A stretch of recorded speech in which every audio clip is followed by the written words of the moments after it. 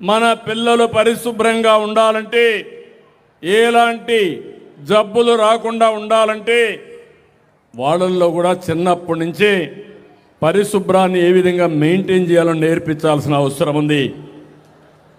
తల సరిగా దూకోవడం, అద్దంలో చూసుకోవడం, భోంచేకి మునుపు చేయి కడుక్కోవడం, చేసిన తర్వాత చేయి కడుక్కోవడం, శుభ్రమైన బట్టలు వేసుకోవడం, మనం వాడే షూ కూడా కరెక్ట్గా వేసుకుంటే మన పిల్లల్లో నమ్మకం వస్తుంది. అందుకే రాష్ట్రం మొత్తం అంగన్వాడీలో కూడా ముస్తాబు కార్యక్రమం పెడితే బ్రహ్మాండంగా ఉందని అంగన్వాడీ టీచర్లు చెప్పే పరిస్థితికి వచ్చారు. ఈరోజు పేరెంట్స్ని కోరుతున్నా, తల్లిదండ్రులు కోరుతున్నా, మీ పిల్లలకి పరిశుభ్రత చిన్నప్పటి నుంచి నేర్పించే బాధ్యత తల్లిదండ్రులదని మరొక్కసారి విజ్ఞప్తి చేస్తున్నా. ఇంకో పక్క మనం అందరం కూడా ఎలక్ట్రానిక్ డివైస్ అన్నీ వాడుతున్నాం. ఈరోజు మీరు చూస్తే నేను ఫోన్ వాడతాం, టీవీలు వాడుతున్నాం, అనేక రకాలైన ఎలక్ట్రానిక్స్ వాడుతున్నాం, మళ్ళీ ఎక్కడంటే బారేస్తున్నాం. ఇది భూమిలో ఇంకడం లేదు, చాలా సమస్యలు వస్తున్నాయి. 47 పట్టణాల్లో 30 లక్షల ఈ వేస్ట్ని కలెక్ట్ చేస్తున్నారు. రేపు రాబోయే రోజుల్లో ఎక్కడికక్కడ 100% ఈ వేస్ట్ కలెక్ట్ చేసి దానివల్ల మీకు ప్రతిరూపంగా కొంత డబ్బులు కూడా ఇచ్చే కార్యక్రమాన్ని తీసుకొస్తాం. 13 నగరాల్లో రోడ్లన్నీ శుభ్రంగా చేయడానికి 71 భారీ స్వీపింగ్ మెషిన్లు తీసుకొస్తున్నాం. రోడ్లన్నీ మీరు గుర్తుపెట్టుకోవాలి, చెత్త క్లీన్ చేయడం ఒకటే కాదు, డస్ట్ కూడా ఉంటుంది, మట్టి ఉంటుంది. ఆ మట్టి మన లోపలికి వెళితే కాలక్రమేణా శ్వాస రోగాలు వచ్చే పరిస్థితి వస్తుంది. దాన్ని కూడా మనం ఆలోచించుకోవాల్సిన అవసరం ఉంది. నేను ఒకటే మిమ్మల్ని అందరినీ కోరుతున్నా, నేను ఎన్నిసార్లు చెప్పండి, నేనంటే బాగా అభిమానంగా ఉంటారు, కానీ నేను చెప్పింది మాత్రం కొంతమంది ఫాలో అవుతున్నారు. నేను మీ మంచి కోసం చెప్తున్నా, అందుకే గట్టిగా చెప్పండి. రాష్ట్రం మొత్తం 5 కోట్ల మంది కూడా ఫాలో అయితే నేను ఈ రాష్ట్రాన్ని నెంబర్ 1 రాష్ట్రంగా తొందరలోనే తయారు చేస్తాం. మీరు నాకేం డబ్బులు ఇవ్వాల్సిన పని లేదు, దీని మీద ఏమి ట్యాక్స్లు ఇవ్వం. చెప్పింది అర్థం చేసుకొని ఇది మంచిదైతే అమలు చేస్తే, సహకారాన్ని అందిస్తే ఆటోమేటిక్గా జరుగుతుంది. ఇంకో పక్క మీరు ఒకసారి చూస్తే పట్టణాల్లో 108 మిలియన్ లీటర్లు మురుగునీరుంది. 23 పట్టణాల్లో 33 ప్లాంట్లు పెట్టాం. ఇంకొక 82 పెడతాం. ఇప్పుడే భానుగారు అడిగారు, మా దగ్గర మొత్తం ఇవన్నీ కూడా పుత్తూరు నగిరిలో పూర్తి చేయమన్నారు. నేను వారికి ఒకటే హామీ ఇస్తున్నా, తప్పకుండా 100% ఈ 2 మున్సిపాలిటీలో శానిటేషన్, రంగునీళ్లు కానీ డ్రైన్స్ కానీ పూర్తి చేసే బాధ్యత పరిశుభ్రమైన నగిరిగా, అదే మరి పుత్తూరుగా తయారు చేసే బాధ్యత తీసుకొస్తామని చెప్పి కూడా నేను మీకు తెలియజేస్తున్నా. ఇవి కాకుండా ఇంకొక పక్కన మీరు చూస్తే ఒకేసారి డబ్బులు లేవని గ్రామీణ ప్రాంతాల్లో మ్యాజిక్ డ్రైన్స్ కూడా ఇంట్రడ్యూస్ చేస్తున్నాం. మిత్రుడు పవన్ కళ్యాణ్ గారు పంచాయతీరాజ్ డిపార్ట్మెంట్ చూస్తున్నాడు. ఈరోజు ఒక పైలట్ చేశాం.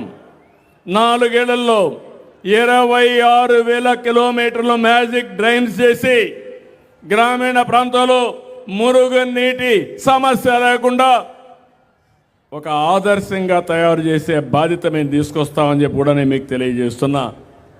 ఇప్పుడే మీరు చూస్తే హోమ్ కంపోస్టింగ్ పెరిగింది, కిచెన్ గార్డెన్లు వస్తున్నాయి, ఇంటిపైనే పంటలు పండించుకునే రోజు వస్తూ ఉంది.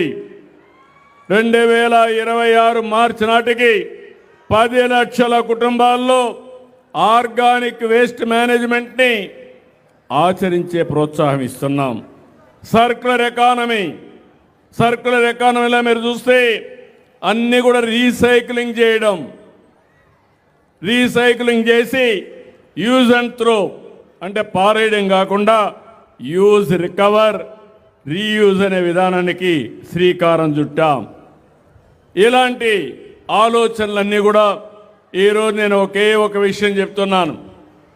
మీరు తాగే నీళ్లు స్వచ్ఛంగా ఉండే వరకు, మీరు పీల్చే గాలి స్వచ్ఛమైన గాలి పీల్చే వరకు, మీరు తినే తిండి ఆరోగ్యంగా ఉండే వరకు, కడాన మీ ఆలోచనలు కూడా స్వచ్ఛమైన ఆలోచనలు వచ్చే వరకు నేను మీకు అండగా ఉంటానని మరొక్కసారి హామీ ఇస్తున్నా. నిన్ననే దావోస్ నుంచి వచ్చా. మీరు కూడా గుర్తుపెట్టుకోవాలి, నేను పెరిగింది మీ అందరి కళ్ళ ముందరనే పెరిగా. చిత్తూరు జిల్లాలోనే పుట్టా, ఇక్కడే పెరిగా. తిరుపతిలో మీ మారిగానే నేను కూడా చదువుకున్నా, అంచెలంచెలుగా చదువుకున్నా. ఈరోజు రేపు 28కి 50 సంవత్సరాలు నా రాజకీయ ప్రస్థానం. అంటే 1978లో విద్యార్థిగా ఉండి యూనివర్సిటీ చదువుకుంటూ అక్కడే పోటీ చేశా. అక్కడి నుంచి అంచెలంచెలుగా ఎదుగుతూ ముందుకు పోయా. నేను 30 సంవత్సరాల నుంచి ఎవరూ పోలా దావోస్కి నేను వెళ్ళా. నేను ఎప్పుడూ మీకు ఒక మాట చెప్తాను, నేను అనునిత్యం విద్యార్థిని. మీరు ఒక విషయం చెప్తే ఆలోచిస్తాను, ఇంకొకరు ఒక విషయం చెప్తే ఆలోచిస్తాను, ఇంకో దేశంలో ఒక పని చేస్తే అది చూస్తాను. అవన్నీ మీకోసం అమలు చేసి దాని ఫలితాలు రాబట్టడానికి నిరంతరం పనిచేస్తున్నాను. ఎక్కడో అమెరికాలో టెక్నాలజీ అంటే నేను ఆ రోజు ఆంధ్రప్రదేశ్లో అమలు చేస్తే ఈరోజు అందులో ఆ పాలసీ వల్ల హైదరాబాద్ ఎకానమీలో మోస్ట్ లివబుల్ సిటీగా నెంబర్ 1 సిటీగా తయారైంది. మీరు ఎప్పుడు చెన్నైకి పోతారు, ఈరోజు చెన్నై, హైదరాబాద్ చూస్తే వ్యత్యాసం మీకే కనపడుస్తుందని చెప్పి కూడా నేను మీకు తెలియజేస్తున్నా. అంటే ఒక పద్ధతి ప్రకారం చేశాం. నిన్న పోయినప్పుడు నేను చూస్తే ప్రపంచం మొత్తం చర్చించుకునేది ఈరోజు భవిష్యత్తులో టెక్నాలజీ. ఒకప్పుడు టెక్నాలజీ నెగతాళి చేశారు. ఫోన్ అంటే కూడు పెడుతుందా అన్నారు. ఇప్పుడు అదే ఫోను మీకు సర్వస్వాన్ని ఇచ్చే పరిస్థితి వస్తూ ఉంది. ఇప్పుడు టెక్నాలజీ, ఆర్టిఫిషియల్ ఇంటెలిజెన్స్ వచ్చింది. మీకు కావలసిన ప్రపంచంలో జరిగేటన్నీ కూడా నాలెడ్జే కాదు, భవిష్యత్తులో మీరు గుర్తుపెట్టుకోవాలి. ఒక ఎగ్జాంపుల్ చెప్తున్నా, ఏఐ డాక్టర్ వస్తాడు. నువ్వు ఏం తినాలి, ఏం తినకూడదు, నీ ఆరోగ్యం ఈ నిమిషంలో ఎట్లుంది, ఇంకొక ఇదే మారిగా నువ్వు చేస్తే ఎప్పుడు నీకు గుండెపోటు వస్తుందో అది కూడా మీ ఫోన్ ద్వారా మీకు చెప్పే పరిస్థితి వస్తుంది. తొందరలోనే సంజీవని ప్రాజెక్టు వల్ల మీ అందరి ఆరోగ్యాన్ని కాపాడే బాధ్యత మీ అందరికీ. ఒకటే హామీ ఇస్తున్నా, ప్రపంచంలో ఉండే నాలెడ్జ్ని మీ ఇంటి దగ్గర మీకు అందించే బాధ్యత నాదని మీ అందరికీ హామీ ఇస్తున్నా. ఇలాంటివన్నీ ఒక రైతు వ్యవసాయం చేయాలంటే ఏం చేయాలనో మొత్తం నాలెడ్జ్ అంతా ఆర్టిఫిషియల్ ఇంటెలిజెన్స్ ఇచ్చే పరిస్థితికి వస్తుంది. దీనిపైనే ప్రపంచం మొత్తం చర్చ జరుగుతూ ఉంది. రెండోది గ్రీన్ ఎనర్జీ. ఈరోజు మీరు ఒక విషయం గుర్తుపెట్టుకోవాలి,